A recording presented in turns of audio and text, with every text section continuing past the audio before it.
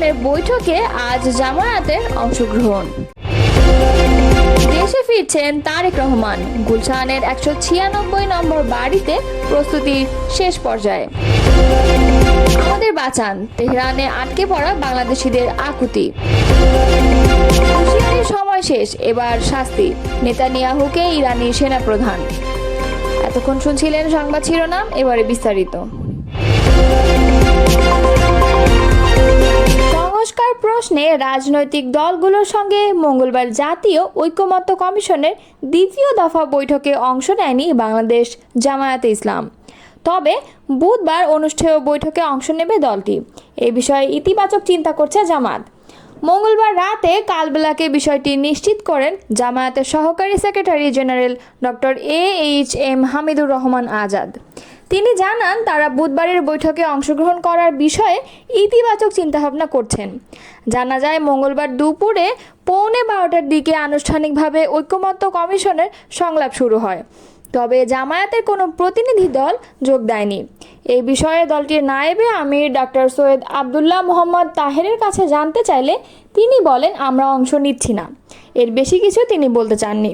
প্রসঙ্গত, মঙ্গলবারের বৈঠকে বিএনপির স্থায়ী কমিটির সদস্য সালাউদ্দিন আহমেদের নেতৃত্বে দলটির 3 সদস্যের প্রতিনিধি দল এলডিপি, গণ অধিকার পরিষদ, গণসংহতি আন্দোলন, এবি পার্টি, বাংলাদেশের বিপ্লবী ওয়ার্কার্স পার্টি এবং এনসিপি সহ বিভিন্ন দলের প্রতিনিধিরা অংশ নেয়।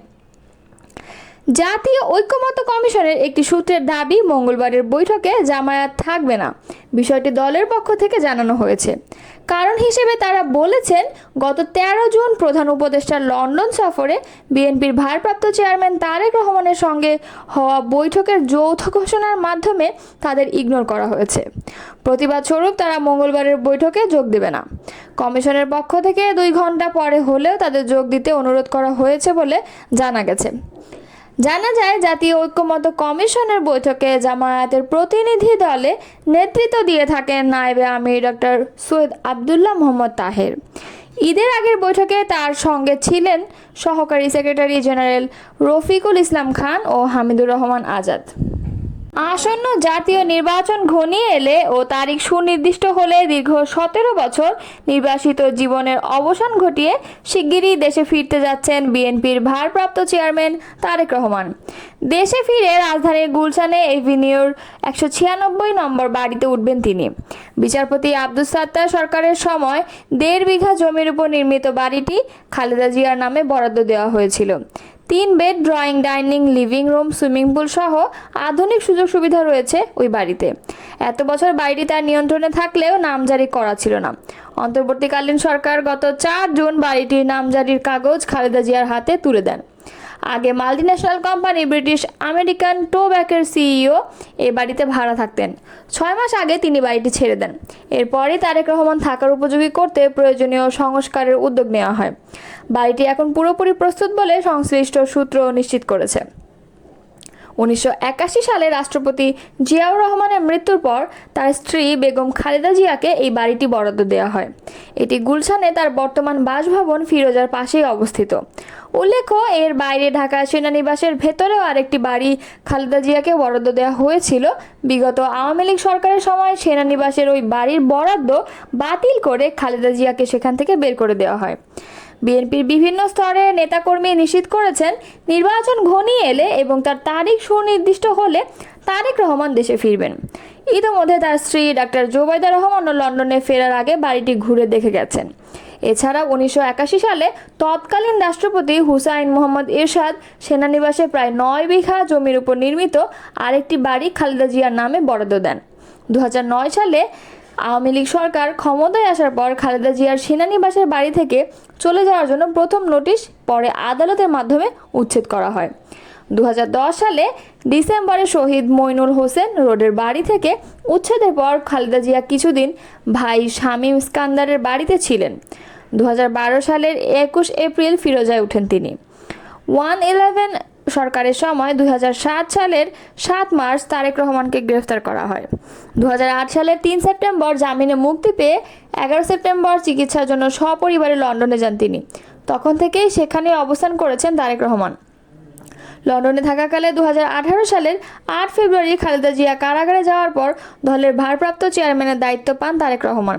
প্রসঙ্গত, বিএনপি মহাসচিব মির্জা ফখরুল ইসলাম আলমগীর এবং স্বরাষ্ট্র উপদেষ্টা মোহাম্মদ জাহাঙ্গীর আলম চৌধুরী সম্প্রতি জানিয়েছেন, তারেক রহমানের দেশে ফেরার পথে আর কোনো আইনি বা প্রশাসনিক বাধা নেই। আশেপাশে এখন আর কিছুই নেই, কেবল কূটনীতিকদের কয়েকটি বাড়ি টিকে আছে, কিন্তু আশেপাশে কিছুই নেই। আমার বাসাও ঘুরিয়ে দিয়েছেন, অনেকেই ফোন করে কান্নাকাটি করছেন, বলছেন এখানকার পরিস্থিতি ভালো না, তাই আমাদের বাঁচান। ইরানে টানা 6ষ্ঠ দিনের মতো হামলা অব্যাহত রেখেছে ইসরায়েল। একের পর এক বোমা বিস্ফোরণে কেঁপে উঠছে তেহরান। এ অবস্থায় জীবন বাঁচাতে দলে দলে রাজধানী ছাড়ছেন ইরানের বাসিন্দারা। গত কয়েকদিন ধরেই রাস্তায় তীব্র যানজট সৃষ্টি হতে দেখা যাচ্ছে। এদিকে অসংখ্য মানুষ গাড়িতে করে শহর ছাড়তে যাওয়ার পেট্রোল পাম্পগুলোতেও জ্বালানি তেলের সংকট তৈরি হয়েছে। ঘন্টার পর ঘন্টা অপেক্ষা করেও অনেকে তেল পাচ্ছেন না। এমন পরিস্থিতিতে তেহরান থেকে বের হওয়ার জন্য বাংলাদেশ মিশনের সঙ্গে যোগাযোগ করেছেন সেখানে অবস্থানরত অনেক বাংলাদেশি। ইরানের রাজধানী তেহরানে সোমবার ইসরায়েলের হামলায় সেখানকার বাংলাদেশ দূতাবাসে কর্মরত কর্মকর্তাদের বাসভবনও ক্ষতিগ্রস্ত হয়েছে। এর মধ্যে অন্তত একজন কর্মকর্তার বাড়িঘর ব্যাপকভাবে ক্ষতিগ্রস্ত হয়েছে বলে জানা যাচ্ছে। তবে হামলার সময় ওই কর্মকর্তা বাড়িতে না থাকায় প্রাণে বেঁচে গেছেন। তেহরানে বাংলাদেশ দূতাবাসের কর্মকর্তারা মূলত জর্ডান নামের একটি এলাকায় বসবাস করেন, যেটি পড়েছে তেহরানের 3 নম্বর জেলায়।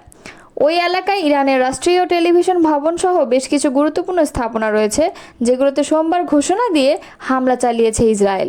হামলার আগে বাসিন্দাদের সরে যেতে বলা হয়েছে। এতে প্রাণহানি কিছুটা কম হলেও ক্ষতিগ্রস্ত হয়েছে অসংখ্য স্থাপনা। সোমবার দুপুরে তেহরানের 3 নম্বর জেলায় ইসরায়েলি সেনারা হামলায় ঘোষণা দেওয়ার পর সেখানকার বাংলাদেশ মিশনে কর্মরত কর্মকর্তা কর্মচারী সহ বাংলাদেশি নাগরিকদের সবাইকে ওই এলাকা থেকে সরে যাওয়ার নির্দেশ দেয় ঢাকা। এরপর তেহরানে অবস্থিত বাংলাদেশের দূতাবাস কমপ্লেক্স ছেড়ে যান সেখানকার কর্মীরা। যদিও বর্তমানে তারা তেহরানের অন্য এলাকায় অবস্থান করছেন, কিন্তু ইসরায়েলি হামলার ব্যাপ্তি ক্রমেই বাড়তে থাকায় এখন নাগরিকদের তেহরানের বাইরে সরিয়ে নেওয়ার পরিকল্পনা করছে পররাষ্ট্র মন্ত্রণালয়। ইরানের সশস্ত্র বাহিনী chief of staff major general Abdur Rahim Musavi ঘোষণা করেছেন, দখলদার ইসরায়েলি শাসনের বিরুদ্ধে শীঘ্রই শাস্তিমূলক অভিযান শুরু করতে যাচ্ছে ইরান। মঙ্গলবার রাতে এক ভিডিও বার্তায় তিনি বলেন, ইরান এখন পর্যন্ত যে পাল্টা হামলাগুলো চালিয়েছে সেগুলো মূলত সতর্কবার্তা এবং প্রতিরোধমূলক ছিল। প্রকৃত শাস্তিমূলক অভিযান এখনও শুরু হয়নি। মঙ্গলবার এক প্রতিবেদনে এ খবর দিয়েছে তাসনিম নিউজ। তিনি বলেন, যেসব সামরিক অভিযান আমরা এখন পর্যন্ত চালিয়েছি তা শুধুই হুঁশিয়ারি। ইসরায়েলি আগ্রাসনের প্রতিক্রিয়ায় এখন শাস্তির পালা আসছে। ভিডিও বার্তায় মুফতি ইসরায়েল অধিকৃত ফিলিস্তিনি ভূখণ্ডের অধিবাসীদের, বিশেষ করে তেল আবিব ও হাইফার বাসিন্দাদের উদ্দেশ্যে হুঁশিয়ারি দিয়ে বলেন, জীবন বাঁচাতে এসব এলাকা ত্যাগ করুন। বেনিয়ামিন নেতানিয়াহুর পশুত্বসুলভ আকাঙ্ক্ষার বলি হবেন না। তিনি আরও বলেন, ইরানি জাতি কখনো কোনো আগ্রাসনের সামনে মাথা নত করেনি, ইতিহাস তার সাক্ষী। এবারও বর্বর ইসরায়েল হামলার মোকাবেলা করে তাদের অপরাধের জন্য উপযুক্ত শাস্তি দেবেন ইরান।